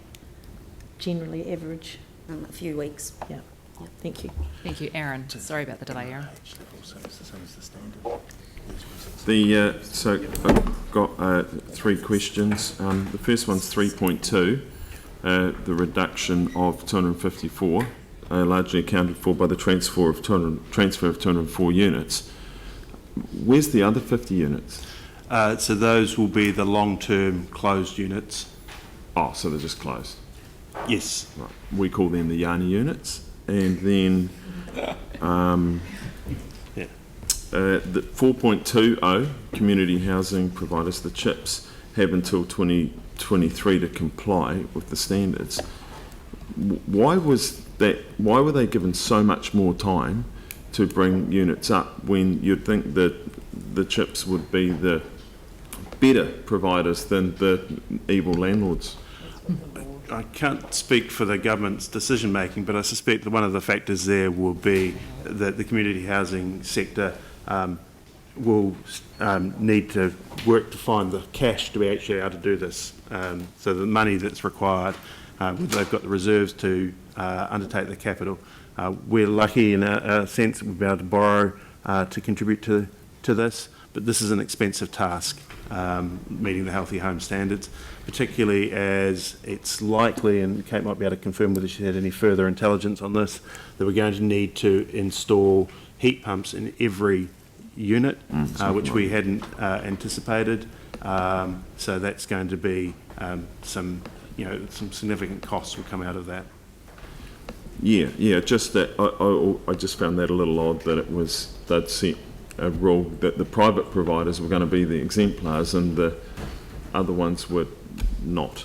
was all. And then finally, now that our population's above where it was pre-quake, I think we're 20,000 above, how soon do we get back to our pre-quake number of social housing units, and is there a plan to grow it at the population growth for percentage of? Yeah. No? So I withdraw that. I'll just comment that we've just talked about the growing social housing report that's coming in February. Yep, so we've got a report coming in February that deals with that. Yeah, which is good. I've got Melanie, then Anne, then Yanni. So my question, the other councillors might know the answer to, but I thought I'd ask anyway. So in insulation under 4.26, it talks about 818 units assessed the last financial year. So I've got two questions. One is, it said that 561 were already compliant and some were exempt. How many were exempt? Is it the 909? 909, yep. So there's 909 units that are classed as exempt. Out of all of them. And I'm assuming that all the assessments are being completed. There aren't any more to be done, is that correct? Everything is currently to the required legislation. Yeah. Okay. So the answer is yes, they've all been. Yeah, it doesn't say, and I didn't know. Yep. Yeah, I assume so. Right, thank you. Anne? Just generally, what's the waiting list? Anne, have you got your mic? Oh, sorry. Sorry. What's the waiting list like for social housing in Christchurch? Can you give us a quick... Yes, sure. Hi, Kate. Hi. Currently for Christchurch City, the wait list is about 830. It may have gone up. For the whole of Canterbury, it's about 1,000. So the list has grown and keeps growing at quite a pace. So it's going to be an ongoing challenge. Just a couple of things I think really exciting about your report, and one of them is the recognising our tenants. I think it's such a great thing that you're doing. Recognising housing heroes. What are they? Oh, it's a wonderful initiative that our team set up last year. So social housing, people living in social housing are our neighbours, aren't they? They're in every part of our communities in Christchurch. And often we've got communities living within communities. And your housing stock is from 4 to 60 units in a complex. And what we knew was that people were doing amazing things every day for their neighbours, but we weren't really celebrating it and recognising those people. So our community development team set this up a year ago. We had about a few nominees that year. This last year we've had 21 nominees, and they were extraordinary people. Every one of the housing heroes that we met recently, there was an award given, but there were people, feeding their neighbours. There were people running into houses when a fire had happened and getting someone out of a house, putting herself at risk. And the person who won the award was someone who actually saved a life. So for us, it was just like saying, you're doing remarkable stuff. We want to celebrate you. That's wonderful. Thank you. Thank you. Yanni? Oh, and then Ian. Thank you. The Trust has a really clear statement of financial performance, but we don't have that for us. Do we have just a one-page, really easy to read, understand statement of the financial performance of the assisted housing program, so where we've got money in and what it's been spent on? And if not, why not? As part of this report. It's not part of this report. The financial performance is reported through the Finance and Performance frequently. And I understand that's the preferred place for financial statements to go there. I'm certainly happy to have a discussion offline, and we can feed that kind of information through to the working group if that's what was wished. But the working group will make some recommendations on that as well. Can you just tell us what we anticipated we would get in from income versus what we got, and how much we expected to spend versus what we've spent? So I don't have the exact figures, but we received more revenue than we expected, and that is primarily driven by the additional rent.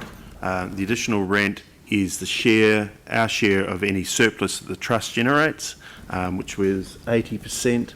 up to a capped amount. And this trust generates its surplus through it being able to access the government's IRS. So that's our mechanism for sharing in some of those access. So we've got more revenue than we expected. The expenditure was slightly down, primarily driven by, and as previously reported, some lower maintenance costs that the trust have been able to achieve because we count that expenditure in our expenditure. Some work programs that didn't go as fast as we would like, particularly related to the driveways and pathways work that we're doing, and that's a focus for Carmen and her team this year, is to get those delivered. And we'd made some allowances for expenditure in the earthquake repair program, particularly around roofs and so on, that didn't get completed in last financial year but were completed this financial year and will be accounted for this financial year. So it was just a timing issue.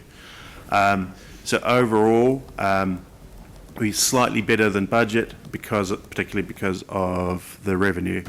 In terms of the performance of the fund, it's still in a expenditure phase, expending the last of the insurance monies.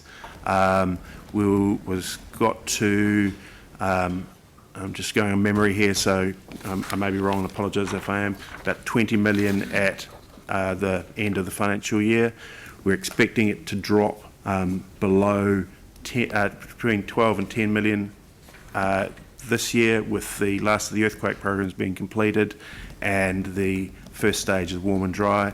Continue to be in expenditure phase through until 2028, and only start to accumulate after 2028, and that's primarily due to the effects of the warm and dry program. And the final question was just how many hot water cylinders will we normally do a year in terms of replacement, and do we have any idea about what the cost has been for those 208 hot water cylinders? So I think it's about 400,000. Yeah. So my understanding was the total expenditure was about 400,000, and I don't have the exact figures on long-term trends for that, but it was up last year. Thank you. So the question was, are we covered for insurance for those? No, we don't get covered for insurance for hot water cylinders. No. Okay, thank you, Leanne. Then Jimmy. An additional lease payment to CCC, but Yanni's already identified that wonderful outcome there. But I kind of wanted to sort of perhaps even give you an opportunity to talk about the kind of the bigger issues and the wraparound that OCHT's been able to provide. I mean, one thing that I saw here was that you've got an employment coach and you have employment outcomes with contractors. Well, that's not just providing a tenancy, that's actually providing people with a life. And, and I'd like to give you an opportunity to talk about that, because, the whole idea behind setting up a community housing trust at arm's length from the council was to actually enable the development of a more wraparound, supportive environment where people were empowered, given tools to actually take back their lives. Thank you. And I mean, it is the reason we exist. We just are here to bring benefit to our tenants. We're here to bring benefit to the city. We're here to bring benefit to the council. We've been very lucky in the staff that we have recruited into the trust. They've come with ideas from other countries. The idea of the employment coach was one that is very common in the UK. But we've had a person in position for 5 months. She's found employment for 4 people. That's for tenants who, you know, their lives will change because they have employment. And it's all those little things that are such a struggle for people, preparing the CV, making sure they're ready for an interview, having the right clothing to wear. That's what this dedicated person can do. The Trust itself has said, look, we will invest our own surplus in this service. It's not the service of a social landlord, but we believe it's what is really going to bring great outcomes to our tenants. There's schemes like that happening all across the Trust. The one that was recently on the news was about some tenants who are actually going and collecting food that's been donated and taking it around complexes and distributing it to many people. And there's actually now it started with 2 tenants volunteering to do that. I think we've got about half a dozen people volunteering. And while they're out there, they're not just giving food, they're giving support. They're giving help, and that's really why we're here. It's just something I heard this morning, actually, is the portfolio is about 2,000 properties now because we've had some close. We've brought in a new initiative where we're trying to identify really early what's going on for people in their homes. So just this morning we've identified out of our last round of inspections, look, perhaps we've got about 300 people that we might be able to support. They've got some challenges in how they're living, so we'll be tracking how we do with them. So yeah, the more, I suppose 3 years on, we're really able to dig down now and really do what we can to sustain those tenancies. Thank you. Thank you. Jimmy. Last sentence, you have the 6th kind of property that is still occupied by those residents. I just don't know. Does belong to the council property or belong to the original the kind of the occupier? So there's there is a small amount in the portfolio of properties, and I must hand on heart say I don't have a good understanding of the original process, but they're in our complexes. They were sold and are owner occupiers. There is a requirement that they get sold back to us and that we buy them back as they come through. So that program is continuing. I think there is now only 5 left.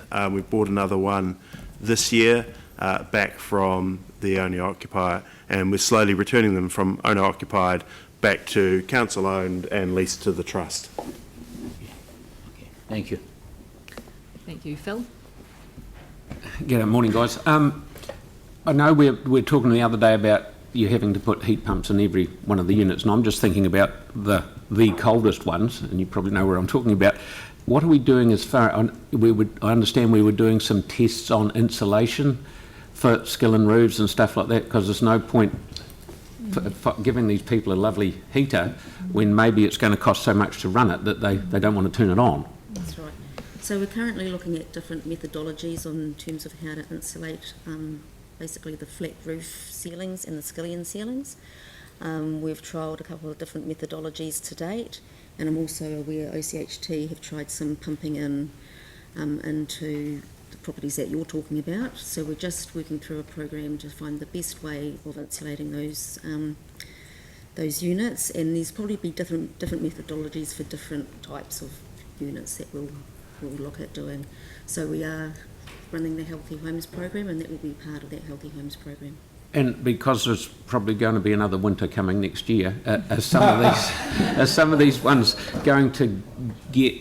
Yes, so the ones that are identified as having either no insulation in the floor or no insulation in the ceiling or both, we will be fitting heat pumps before beginning of June this 2020. But in terms of the insulation, in the report that we gave to council prior to the election, we indicated that we'll be aiming towards the end of next calendar year for that insulation of those complying but exempt units. Bruce, do you think you could just circulate that to councillors? That report, absolutely. So the new council can get your head around that, just the last report on that. That'd be good. Thanks. Anne? That you could quickly turn around to be habitable, that are sitting there empty, that could, with a wee bit of money, just actually be available for people.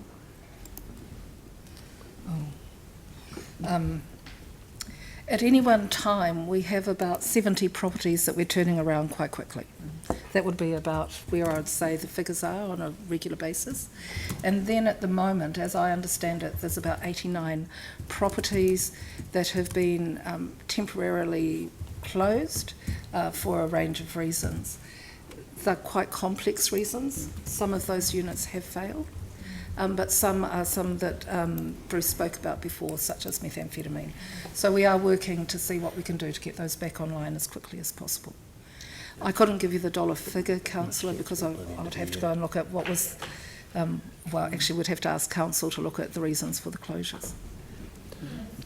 Follow that up with, in terms of that money, where would that come from to do that quick turnaround? So we're bringing that from our existing budgets. Yeah. Just checking with Carmen, we think another 15 before the end of this calendar year will be back online as well. So that's on top of the 13 that we've already done. So making good progress on that at the moment. There's a community loan scheme that you can apply to. Great. Any further questions from councillors? Jimmy. One more question. I remember a couple of years ago, the Tatahi Housing Trust, you did undertake those the tenants survey and the satisfaction. So I'm not sure this time. I didn't see this information. So how often you do this one? Yes, on behalf of Council and ourselves, we undertake a tenant satisfaction survey on an annual basis. Yes. So we've just completed it again. I think in some of the notes it said in the last financial year, tenant satisfaction with the Trust was 80%. Of those surveyed, also their satisfaction and the level of maintenance had gone up. I can't remember that figure off the top of my head. This year we've just got the results in and they'll show for finance year 20. There has been a slight dip in satisfaction and I believe that is probably due to, you know, a lot of concern about the quality of the homes, and that just causes, you know, unease for our tenants. So there was a dip to 77% satisfaction in what will be for finance year 20. Thank you very much. And any final questions? No, so we have a receiving information and a couple of noting ones. Do I have someone to move those? Jimmy, seconder? Melanie? Thank you very much. Any discussion?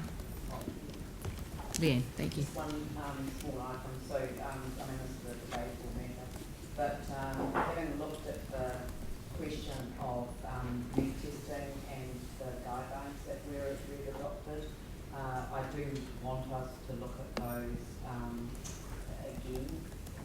I've looked at the Housing New Zealand standard that they're applying. It was based on robust scientific advice from the Prime Minister's Chief Science Advisor that found there is currently no evidence that hills typically resulting from third-hand exposure to methamphetamine smoking residues on household surfaces can elicit an adverse health effect. Full stop, end of story. So I'm just raising it in the debate as a matter that I would like to see the council take forward. I've not moved any amendment to it. There is an opportunity within the working group report to actually come back to council for a review of that. So thank you. Thank you. Yanni? I mean, I want to thank staff for the comprehensive report. I think it's really, really good.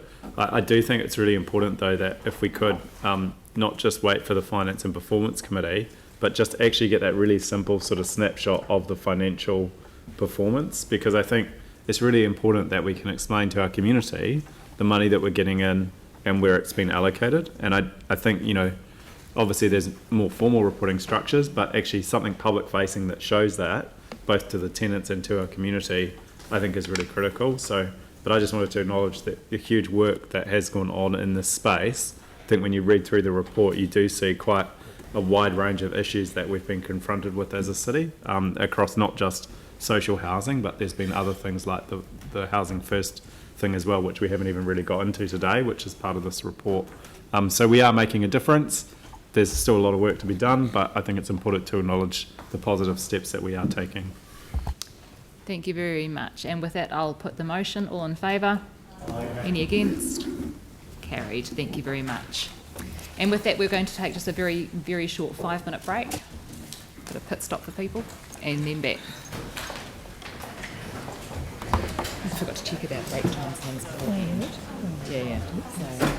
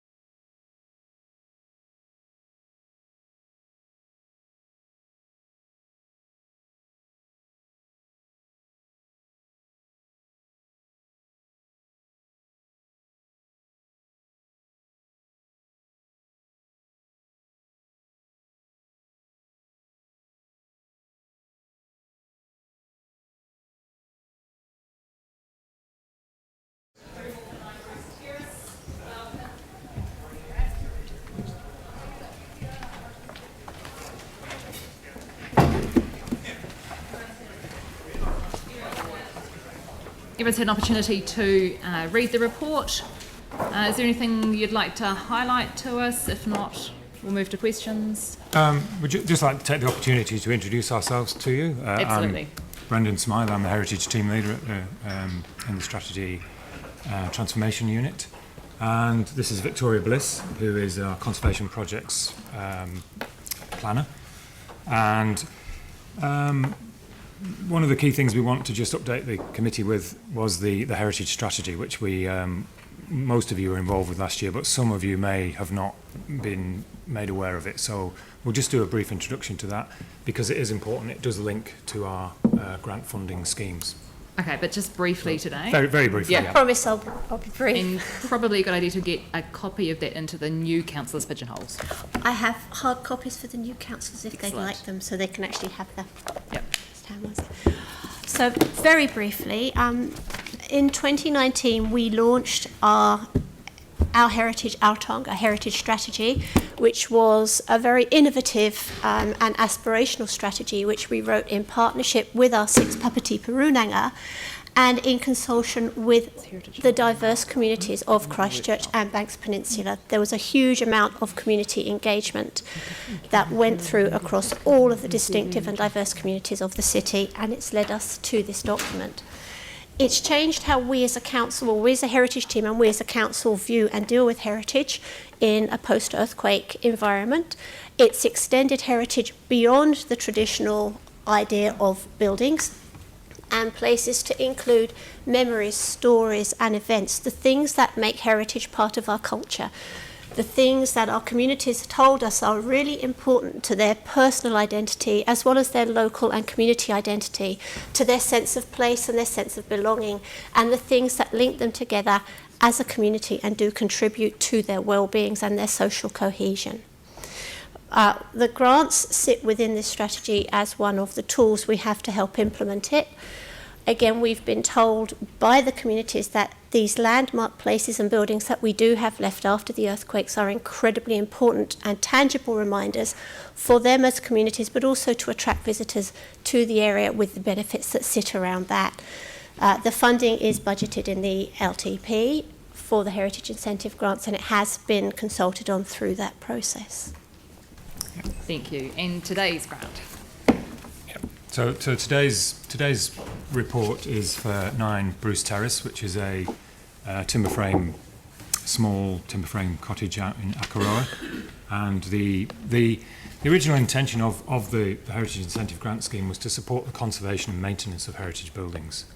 Post-earthquake, it's had to deal with an awful lot more in terms of seismic upgrades and repairs. But this is a fairly simple application, very much very consistent with the original intention of the scheme, to assist heritage building owners with what can be more expensive buildings to maintain and to keep in good condition. And this is a classic example that the exterior of the building needs its regular maintenance, and that comes round quite frequently with a timber frame building. So yes, it's fairly straightforward. If you've got any queries about the application, I can hopefully answer those. Thank you. Aaron. Happy to move. Thank you. Having just... I've got a mover and a seconder. So Aaron and Andrew, were there no questions from anyone? Excellent. In that case, any debate? No debate. Andrew. Thank you. So, as Brendan has said, this aligns perfectly with the purpose of the grant scheme. Relatively small amount. I mean, the only question is whether we went for the 50% or the lower amount today. My belief is when you look at this property and the amenity that it adds to Akaroa, and the fact that the painting is going to preserve the heritage fabric of the property for generations to come, we should go for the higher amount. I'm anticipating there'll be a high level of support for this today and encourage councillors to support the staff recommendation. Aaron?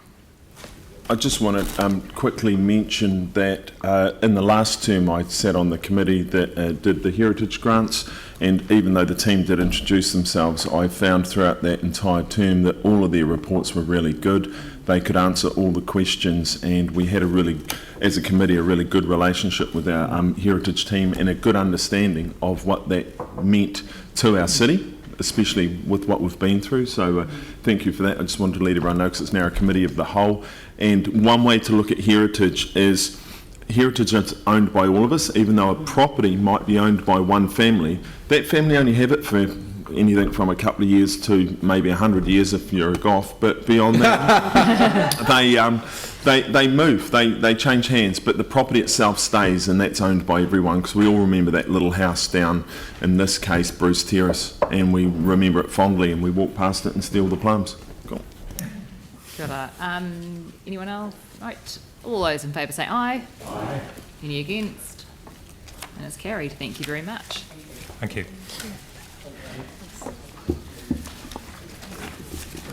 And proposed amendments to alcohol restrictions in public places bylaw. I'll get Tim to introduce this one, please. Kia ora, Madam Chair, and morena everyone. I'll take the report as read, and I'm more than happy to move it.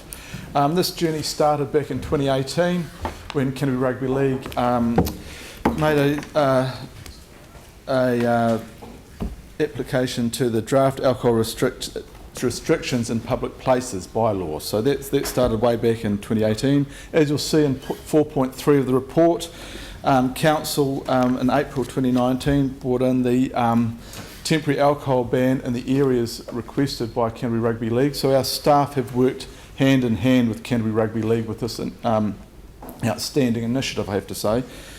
The most important part for me in this report is 4.4. In September, following the Rugby League season in 2019, Canterbury Rugby League came back to us and told us what an absolute success this temporary alcohol ban had been for their clubs members and those communities, Tamariki and Makapuna, everybody involved with Rugby League. It's been absolutely outstanding, and I do have to commend our staff for working hand in hand with them. Keeping that in mind, the areas that have been included in this, many of the crime-related reports, in almost all of them, alcohol has been a factor. So that is an absolute crucial thing to remember. The areas applied for in the temporary alcohol ban and wanted in the permanent ban by Canterbury Rugby League and our staff are not huge. They are the playing fields, the surrounds required to be supported by the clubs and their members, etc. But crucially, the car parks, and that is a real key area of this. And finally, keeping in mind that this is a report for a permanent alcohol ban, this will go out for public consultation. So that is a real key area to remember. And just as an aside, a few weeks ago, I know that we lost the we got knocked out of the World Rugby World Cup by England. Just a few weeks ago in Orange Theory Stadium here in Christchurch, the Kiwis smashed Great Britain. So just as an aside, just saying. So cheers. Kia ora. Thanks, Tim. Have we got any questions for staff on the paper? Okay, so Tim and the Mayor. Tim's probably done the debate. Any further discussion on that? Anyone else? Anne? Just to say that it's fantastic, thank you, in using the Christchurch strategy and also the Christchurch action alcohol plan to kind of strengthen this work is fantastic, and it's fantastic to see the positive impacts that this change has had on families and participation. Also to the point of volunteering, people are now feeling much safer in terms of getting involved in the game because they're not having to deal with people who've been drinking. So very good, and it's great to see Rugby League leading the way. Thank you for the work you've done. That's great. No one else? Oh, Pauline. I'm just thinking perhaps the referees will welcome this as well. I would think, yes. Okay, and with that, I'll put the motion. All in favour say aye. Aye. Any against? It's carried. Thank you very much. Okay, our last agenda item for the day is governance matters, and this is a delegated one from the last council meeting, so I'll get Leanne to introduce it. Thank you. This is just a further set of recommendations to enable the appointment of councillors to a range of joint committees, especially for those committees that need to be up and running in the near future. And there's a series of appointments. I don't propose to go through them because you've all read them, and there are some additional ones. So perhaps if we could scroll up to the additional ones. So we've got no.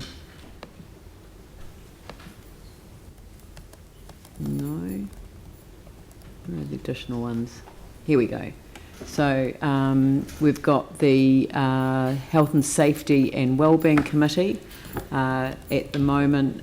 That's chaired by Councillor James Goff, and we've adding to it Councillors McDonald and Major, but it has externals on it as well, doesn't it? Yep. And the Multicultural Committee, that was just an oversight. That was an expectation to have Councillor Galloway on that. And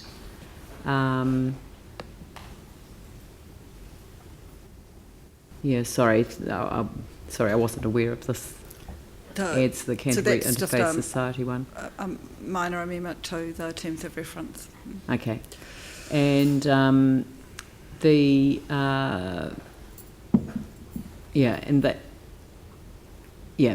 rest are the same. So so I'd like to move those.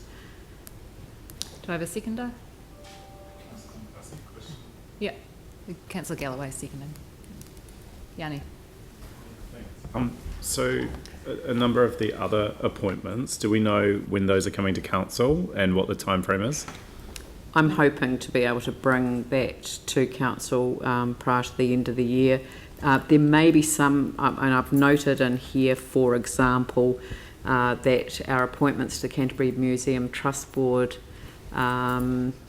will that they need to be made within 3 months of the local body elections, which is November, December, January, which is tricky. So that's going to have to be soon. But I do want to have a discussion with the other mayors that appoint in that regard. But we're not the only authority that appoints to the Museum Trust Board, but they've got a major rebuild program going ahead of them, and the governance requirements in that regard may in fact be quite different from what would normally be expected. So those are the sorts of things that I'm taking into account before I bring a paper back to council. So the main appointments by CCHL's recommendations are coming to council, I think, on the 12th. Are they 12th, or are they? No, Finance and Performance on the 5th. So they will be here next week. So just in 2017, there's a really good list of all the appointments, and I'm just wondering if there's a number that are not mentioned in here or captured in those other ones. Like there's some joint committees that we still have yet to appoint to. So there's not. I don't think there's any more joint committees that we need to appoint to. We've done. There's things like the Riccarton Island Community Safety Working Party, the Street-Based Sex Work Interagency Working Group. Oh no, I haven't got all of those. RIP, Puna Liaison. Can I answer that question? So the purpose of this report, Councillor Johansson, was to get as many time-sensitive reports, time-sensitive appointments confirmed as possible. Many of the joint committees and the trusts and other entities mentioned in this report have meetings scheduled, and they are keen and eager to know who their councillor appointment is going to be for this term. Okay. There are a number of organisations that the council is not required to make an appointment to, but may, and they will be addressed. But yeah, I just wondered, like, it's a really good document that we got that just shows really clearly all the different committees. We actually did send that document out earlier on there has, late in the October, piece, there was but we a haven't made all of the appointments. They're not all time sensitive. But I'm wondering just if we could get an overview of when the timing is that those appointments are going to be considered. Okay. Yeah, thank you. I'll take that on board. Yeah.